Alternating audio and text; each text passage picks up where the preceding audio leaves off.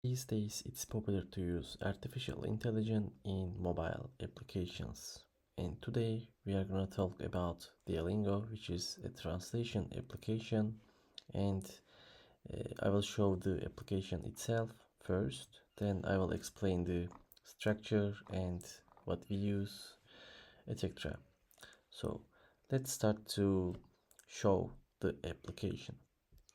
First of all, we have dashboard screen, as you can see, and we have a nice animation here, says tap to speak. We use Lottie for this, okay? And I will say some things in English and want Gemini to translate in Turkish, okay? So let's start. Hello, how can I help you? In Turkish, please.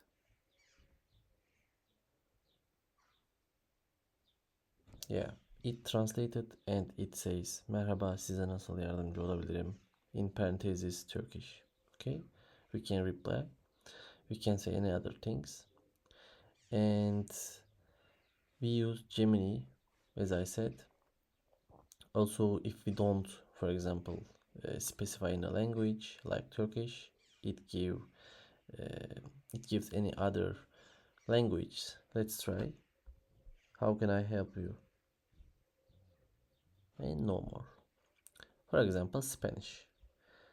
It translated randomly. Okay, so we have this application. We use AI. We can even talk with AI, but we give a limitation. Which limitation? Let me show in the view model. I say before the user, hello Gemini, please translate the following sentences to desired mentioned language and tell me the translation exactly without saying any other sentences and mentioning the desired language. So before the user, I give limitation to Gemini. If I remove this, for example, I can even chat with Gemini as a friend.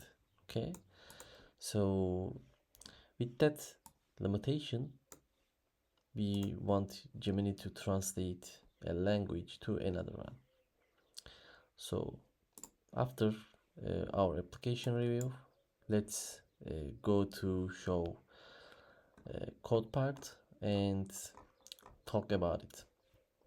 First of all, we use MVVM, model, view, and view model. I like to use it. Okay, we have core, data, domain, and features parts. In features, we have dashboard. Okay, onboarding part. I didn't show it. And speaking here when we tap. Okay, and translate result, which is actually here. Okay, and apart from that, by the way, let me show the onboarding screen also, then move. Okay, here we have a nice onboarding screen which also has animation. Okay, it says translation for everyone, for example. Move, voice chat translation again, and move, powered by AI. Okay, we have nice onboarding screen and we use Hive for the local storage. When we tap get started, okay, we will use Hive.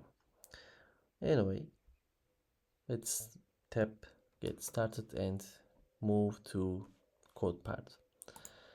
As I said, we have some features and we didn't use localization in that project, but in a way I put here because I started from not beginning. Instead of, I use bare bones Flutter project, which you can find in my GitHub. Okay, it's another Flutter open source project built by me. Anyway, in domain and data parts, we have use cases, actually just one. Okay, here for Gemini, and repository, again just one repository. We separated repository and use cases from UI. For example, if I want to remove Gemini API package and use another one, then just I need to change the repository, so it's good. Anyway, we have also local data, which is for onboarding. Okay, in here we have Gemini instance, okay, which is coming from the Gemini package, Flutter Gemini package. And then we go use case and use the repository. Here we use Gemini API repository that we created, okay, and then we build our method, then use the our use case, Gemini API use case in the V model, which is here. Yeah, using use case, we use generate text method and we translate the text. Yeah, apart from that, in the core parts we have dependency injector, okay, as always for local database, and app router. For this time it gets parameter, since we use local database for onboarding. Okay, for example, when we refresh the application, since we tap the get started button, we will start from the dashboard screen instead of onboarding screen. But first, for the first case, we start with onboarding screen, so the initial one. Anyway, what else? What we have? Actually, no more. Yeah, we have some screens, okay, here, and we have some cases in the where we model. Okay, we have state here. I didn't use build runner again, and we have our UI model here. We have data model, okay, domain model here, because when we request data from Gemini API, for example, if we get 3 data from there, but if we use just 1 or maybe 2 data in the UI, like here for example, we have just used 2 of them, but in the domain model we get 3, but in UI maybe we just use the 2 of them.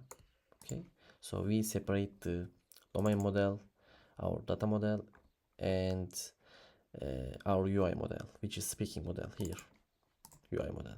Okay, so what else we have? Actually nothing. The other usual things, okay, design system, for example colors, maybe constants, for example for the box name enum, or maybe router enums for the screens views. Okay, and that's it. So thanks for watching. You can find the codes in my repo, in my GitHub, and you can follow me on YouTube, Twitter, GitHub, any other social platform. You can support me. To use the Gemini API, you can easily set up, if you Google it, how to build a Gemini API with Flutter, for example. Okay, you just need to go to Google console and enable the Gemini API, then use it. No more. Okay, so easy. In here, in the package, okay, I use Flutter Gemini package because it's so easy to use, but you don't have to, of course. You can easily and manually use. Also to speak, of course, I used speech to text. Okay, for the local database, as I said, I used Hive, and for the state management, of course, reports, I allow it. I allow also block, but these days I use reports. Okay, and that's it. Yeah, I didn't use build runner, as I said, for the state management at least. I used because of Hive, okay, because it's easy to use Hive with build runner. But in the state management, no, I don't prefer to use build runner. So thanks for watching and take care of yourself. Bye for now.